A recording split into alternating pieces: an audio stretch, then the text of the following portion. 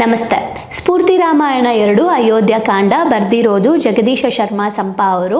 So ಈ book ಎಷ್ಟೆಲ್ಲ ಕೊಟ್ಟಿದೆ ಅಂತ ಬೇಗ ಬೇಗ ಬೇಗ ಬೇಗ ಕಮೆಂಟ್ ಮಾಡಿ, ತುಂಬ ಜನರಿಗೆ ಶೇರ್ ಮಾಡಿ. ಆ್ಯಂಡ್ ನನ್ನ ಪ್ರಕಾರ ಈ ಬುಕ್ಕು ಪ್ರತಿಯೊಬ್ಬ ಮಕ್ಕಳು, ಅಪ್ಪ ಅಮ್ಮ, ಗುರು, ಶಿಷ್ಯರು, ರಾಜ, ಲೀಡರ್ಶಿಪ್, ಬಿಸ್ನೆಸ್, ಅಧಿಕಾರದಲ್ಲಿರೋರು, ತಮ್ಮಂದಿರು, ಅಣ್ಣಂದಿರು, ಪ್ರಾಣಿಗಳ ಬಗ್ಗೆ ತಿಳ್ಕೋಬೇಕು. ಎಲ್ಲರೂ ಓವರಾಲ್ ಮಾಡೋ ಕೆಟ್ಟ ಕೆಲಸಕ್ಕೆ ನಮಗೇನು ಸಿಗುತ್ತೆ ಎಲ್ಲದನ್ನು ಕೂಡ ಓವರಾಲ್ ಈ ಬುಕ್ಕಲ್ಲಿ ಕಲಿಬೋದು. ಓಕೆ, ನಾನು ಯಾವ್ಯಾವ ಚಾಪ್ಟರ್ನ ಓದಿಲ್ಲ ಅನ್ನೋದನ್ನು ನಾನು ಒಂದ್ಸಲ ಹೇಳ್ತೀನಿ. ಇವನು ರಾಜನಾಗಬೇಕು ಅಂತ ಒಂದಿದೆ, ನೀನೇ ರಾಜನಾಗಬೇಕು ಅಂತ ಒಂದಿದೆ. ಆಮೇಲೆ ಅವಳು ಅರಮನೆಯಲ್ಲಿ ಇರಲಿಲ್ಲ, ಅವಳು ಪಟ್ಟವೇರಲಿ. ಆಯಿತಾ, ಯಾರು ಅಂತ ನೋಡೋಣ, ನೀವು ಓದಬೇಕು. ಅವನೇ ರಾಜ, ಅವನಿಲ್ಲದಿದ್ದರೆ ಅವಳು ಹೇಗಿದ್ದಾಳು? ನಾನು ತಪ್ಪು ಮಾಡಿದ್ದೆ, ಕಾಡೆ ಅಯೋಧ್ಯೆ, ಇವಳನ್ನು ಬಿಡಲಾರೆ, ಅವನೇ ಸರಿ. ಇರುವುದು ನಾನು, ಅಳುವುದು ಅವನು. ಇವೆಲ್ಲವೂ ಕೂಡ ನಾನು ಬಿಟ್ಟಿದ್ದೀನಿ ಚಾಪ್ಟರ್ಸ್ನ. ಸೊ ಈ ಚಾಪ್ಟರ್ಸ್ನ ನೀವು ಓದಿ ಆ್ಯಂಡ್ ಒಂದೊಂದು ಕತೆ ಓದಿ. ಮಕ್ಳುಗಳಿಗೆ ಎಷ್ಟೊಂದು ಕತೆ ಸಿಗುತ್ತಲ್ವ, ಮೊಬೈಲ್ ಕೊಡೋದ್ರ ಬದಲು ಅವ್ರು 20 ನಿಮಿಷ ಮೊಬೈಲ್ ನೋಡೋದ್ರ ಬದಲು ನೀವೇ ಒಂದು 20 ನಿಮಿಷ ಕತೆ ಹೇಳಿ ಮಲ್ಕೋಬೇಕಾದ್ರೆ ಇಮ್ಯಾಜಿನ್ ಮಾಡಿಸಿ, ಅವ್ರಿಗೆ ಯೋಚನೆ ಮಾಡೋ ಥರ ಮಾಡಿ, ಅವ್ರ ಲೈಫಲ್ಲಿ ಅದನ್ನು ಅಪ್ಲೈ ಮಾಡ್ಕೊಳ್ಳೋದನ್ನು ಹೇಳ್ಕೊಡಿ. ಹೀಗೆ ಬ್ಲೂ ಪ್ರಿಂಟ್ಸ್ ಕ್ರಿಯೇಟ್ ಮಾಡ್ತಾ ಬನ್ನಿ ಮಕ್ಕಳಲ್ಲಿ. ಯಾರಿಗೆ ಗೊತ್ತು, ನಮ್ಮ ಮುಂದಿನ ಪೀಳಿಗೆ ರಾಮರಾಜ್ಯನ ಕ್ರಿಯೇಟ್ ಮಾಡುವಂತಹ ರಾಮರೇ ನಮ್ಮ ಮಕ್ಕಳುಗಳಾಗಬಹುದಲ್ವ. ಒಂದು ಥಾಟ್ ಹಾಕ್ಕೊಳ್ಳೋಣ, ಜ್ಞಾನವನ್ನು ಹಂಚೋಣ. ಆ್ಯಂಡ್ ಈ ಬುಕ್ ಬರೆದಿರುವಂತಹ ಜಗದೀಶ ಶರ್ಮಾ ಸಂಪಾ ಸರ್ಗೆ ನಾನು ತುಂಬ ತುಂಬ ತುಂಬ ಕೃತಜ್ಞಳಾಗಿದ್ದೇನೆ. ಹಾಗೆ ಈ ಒಂದು ಬುಕ್ಕನ್ನು ಬರೆಯೋದ್ರ ಹಿಂದೆ ಅವ್ರೇನು ಮಾಡಿದ್ದಾರೆ ಆ್ಯಂಡ್ ಅವ್ರೇನು ಹೇಳಿದ್ದಾರೆ ಅಂತ ಒಂದು ವಿಡಿಯೋ ಕಳಿಸಿದ್ದಾರೆ. ಬನ್ನಿ, ಅವ್ರೇನು ಹೇಳಿದ್ದಾರೆ ಈ ಬುಕ್ಕಿನ ಬಗ್ಗೆ, ನಮ್ಮ ಬಗ್ಗೆ, ಈ ಒಂದು ಎಪಿಸೋಡ್ಸ್ಗಳ ಬಗ್ಗೆ ಏನು ಮಾತಾಡಿದ್ದಾರೆ ಅಂತ ಕೇಳೋಣ. ನಮಸ್ತೆ, ನಾನು ಜಗದೀಶ ಶರ್ಮಾ ಸಂಪಾ. ತಾರಾ ಅವರು ಇಷ್ಟು ದಿನಗಳ ಕಾಲ ಪರಿಚಯಿಸಿದ ಸ್ಫೂರ್ತಿ ರಾಮಾಯಣ ಅಯೋಧ್ಯಕಾಂಡ ಕೃತಿಯ ಲೇಖಕ. ಸ್ಫೂರ್ತಿ ರಾಮಾಯಣ ನನ್ನ ಬಹಳ ಕನಸಿನ ಕೃತಿ. ಅದು ಒಂದು ಕೃತಿ ಅಲ್ಲ, ಅದೊಂದು ಸೀರೀಸ್. ಅದು 7 ಕೃತಿಗಳು ಸೇರಿದ ಒಂದು ಗುಚ್ಛ. ಅದು ಈಗ 2 ಕೃತಿಗಳು ಬಂದಿವೆ. ಸ್ಫೂರ್ತಿ ರಾಮಾಯಣ ನೀವೀಗಾಗಲೇ ಗಮನಿಸಿದಂತೆ ರಾಮಾಯಣದ ಘಟನೆಗಳಲ್ಲಿರುವ ಬದುಕಿಗೆ ಬೇಕಾದ, ಅಂದರೆ ಇಂದಿನ ನಮ್ಮ ಬದುಕಿಗೆ ಬೇಕಾದ ಸ್ಫೂರ್ತಿಗಳನ್ನು ಹೇಳುವಂತಹ ಒಂದು ವಿಶಿಷ್ಟವಾದ ಪ್ರಯತ್ನ, ಅಪರೂಪದ ಪ್ರಯತ್ನ. ಈ ಪ್ರಯತ್ನಕ್ಕೆ ಕಾರಣ ಇದನ್ನು ಪ್ರಕಟಿಸಿದ ಸಾವಣ್ಣ ಪ್ರಕಾಶನದ ಜಮೀಲ್ ಸಾವಣ್ಣ ಅವರು. ಯಾಕೆಂದರೆ ಈ ಪರಿಕಲ್ಪನೆ ಅವರದ್ದು. ರಾಮಾಯಣದಲ್ಲಿರುವ ಇವತ್ತಿನ ಬದುಕಿಗೆ ಬೇಕಾಗುವಂತಹ ಸ್ಫೂರ್ತಿಗಳನ್ನು ಆಯ್ದುಕೊಡಿ ಅಂತ ಕೇಳಿದ್ದು ಅವರು.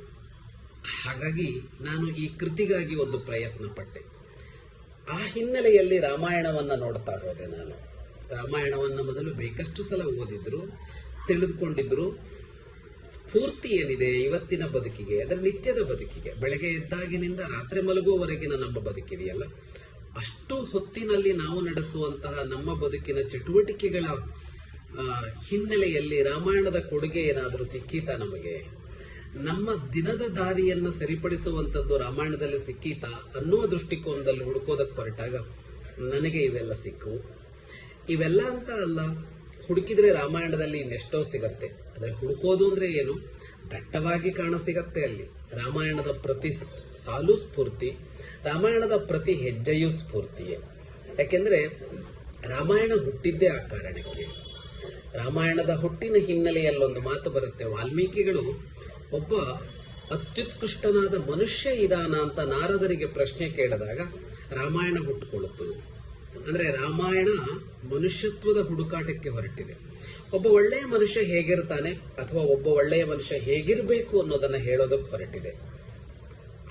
ಹಾಗಿರುವಾಗ ಇದು ಮನುಷ್ಯ ಜನಾಂಗಕ್ಕೆ ಸ್ಫೂರ್ತಿಯ ಚಿಲುಮೆಯೇ ಆಗಿರಬೇಕು ತಾನೆ ರಾಮಾಯಣ. ಹಾಗಾಗಿ ರಾಮಾಯಣವೇ ಬಹುದೊಡ್ಡ ಸ್ಫೂರ್ತಿ ಬದುಕಿಗೆ. ಅದರಲ್ಲಿ ಸ್ಫೂರ್ತಿ ಅದೊಂದು ಸಾಗರದಂತೆ ಇದೆ, ಅದೊಂದು ಸಿಂಧುವಿನಂತೆ ಇದೆ. ಆದರೆ ನಾನಿಲ್ಲಿ ಕೆಲವು ಬಿಂದುಗಳನ್ನು ಹೆಕ್ಕಿ ನಿಮ್ಮ ಮುಂದೆ ಇಟ್ಟಿದ್ದೇನೆ. ಇವೇ ಪೂರ್ಣ ಅಲ್ಲ. ಈ ಬಿಂದುಗಳನ್ನು ನೀವು ಆಸ್ವಾದಿಸಿದರೆ, ಆನಂದಿಸಿದರೆ, ಅಂದರೆ ಇದು ನಿಮಗೆ ಇಷ್ಟವಾದರೆ ನೀವು ಸಿಂಧುವಿಗೆ ಭೇಟಿ ಕೊಡಬೇಕು. ಅಂದರೆ ರಾಮಾಯಣ ಎನ್ನುವ ಸಾಗರ ಇದೆಯಲ್ಲ, ಅದನ್ನು ನೀವೇ ಓದಿದಾಗ ಇಂಥದ್ದು ಇನ್ನೆಷ್ಟೋ ಸಿಗತ್ತೆ. ನಿಮ್ಮ ಬದುಕಿಗೆ ಬೇಕಾದ ಹಲವು ಅಂಶಗಳನ್ನು ನೀವು ಅದರಿಂದ ಪಡೆದುಕೊಳ್ಳೋದಕ್ಕೆ ಸಾಧ್ಯ ಆಗತ್ತೆ. ಹಾಗಾಗಿ ಸ್ಫೂರ್ತಿ ರಾಮಾಯಣ ಒಂದು ಕೈದೀವಿಗೆ, ಒಂದು ಊರಿಗೆ ಹೋಗುವಾಗ ಒಂದು ಬೋರ್ಡ್ ಇರುತ್ತಲ್ಲ, ಹಾಗೆ ಇದು ಇದಕ್ಕಿಂತ ಮುಂದೆ ಈ ಊರಿದೆ ಅಂತ ಹೇಳಿದಂತೆ. ರಾಮಾಯಣದ ಸ್ಫೂರ್ತಿಯನ್ನೆಲ್ಲ ಈ ಪುಸ್ತಕ ಹೇಳಿಲ್ಲ, ರಾಮಾಯಣದಲ್ಲಿ ಸ್ಫೂರ್ತಿಗಳಿವೆ ಅನ್ನೋದನ್ನು ಇದು ಹೇಳೋದಕ್ಕೆ ಪ್ರಯತ್ನ ಪಟ್ಟಿದೆ. ಹಾಗಾಗಿ ಈ ಪುಸ್ತಕದ ಕುರಿತು ಮಾತನಾಡಿದ ತಾರಾ ಅವರಿಗೆ ಮತ್ತು ಇದನ್ನು ಶ್ರದ್ಧೆಯಿಂದ ಕೇಳಿದ ನಿಮ್ಮೆಲ್ಲರಿಗೆ, ಪ್ರೀತಿ ಇಟ್ಟು ಕೇಳಿದ ನಿಮ್ಮೆಲ್ಲರಿಗೆ, ಮತ್ತು ಇಂತಹ ಪುಸ್ತಕಗಳನ್ನು ಓದುವ ಓದುಗರಿಗೆ ನನ್ನ ಕೃತಜ್ಞತೆಗಳು ಸಲ್ತವೆ. ಪುಸ್ತಕಗಳು ಬಾಳಿನ ಬೆಳಕು, ಪುಸ್ತಕಗಳು ಬದುಕಿನ ಕೈದೀವಿಗೆ, ಪುಸ್ತಕಗಳು ಬದುಕನ್ನು ಮಾರ್ಪಡಿಸ್ತವೆ, ನೇರ್ಪಡಿಸ್ತವೆ.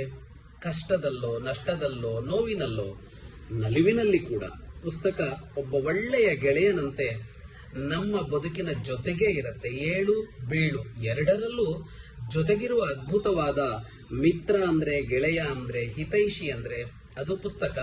ಹಾಗಾಗಿ ಪುಸ್ತಕಗಳನ್ನು ಓದ್ತಾ ಇರಿ. ನಮಸ್ಕಾರ. ನೋಡಿದ್ವಿ ಅಲ್ವಾ? ತುಂಬ ಥ್ಯಾಂಕ್ ಯು ಜಗದೀಶ ಶರ್ಮಾ ಸಂಪಾ ಸರ್ಗೆ. ಅದ್ಭುತವಾದ ಬರವಣಿಗೆ, ಅದ್ಭುತವಾದ ಕಲ್ಪನೆ, ಅದ್ಭುತವಾದ ಆಲೋಚನೆ. ಆ್ಯಂಡ್ ಈ ಥಾಟ್ ನಿಮಗೆ ಹೇಗೆ ಬಂತು ಅನ್ನೋದೇ ನನಗೆ ತುಂಬಾ ಆಶ್ಚರ್ಯ ಅನಿಸಿತ್ತು. ರಾಮಾಯಣದಲ್ಲೂ ಈ ರೀತಿ ತೊಗೊಂಡು ಜೀವನದಲ್ಲಿ ಅಳವಡಿಸ್ಕೊಳ್ಳೋದು, ಆ ಕ್ಯಾರೆಕ್ಟರ್ಗಳನ್ನು ನಮ್ಮ ಲೈಫ್ಗೆ ಹೆಂಗೆ ಅಪ್ಲೈ ಮಾಡ್ಕೋಬೇಕು ಅಂತ ಹೇಳೋದು ತುಂಬ ಚೆನ್ನಾಗಿದೆ. ಹಾಗೆ ನಿಮ್ಮ ಎಲ್ಲ ಪುಸ್ತಕಗಳು ಕೂಡ ತುಂಬ ಅದ್ಭುತವಾಗಿ ಬಂದಿದೆ. ಹಾಗೆ ನಾಳಿನ ಪುಸ್ತಕ ಕೂಡ ಇದಕ್ಕೆ ರಿಲೇಟ್ ಆಗಿರೋದೇ ನಾವು ತಗೋತಾ ಇದ್ದೀವಿ.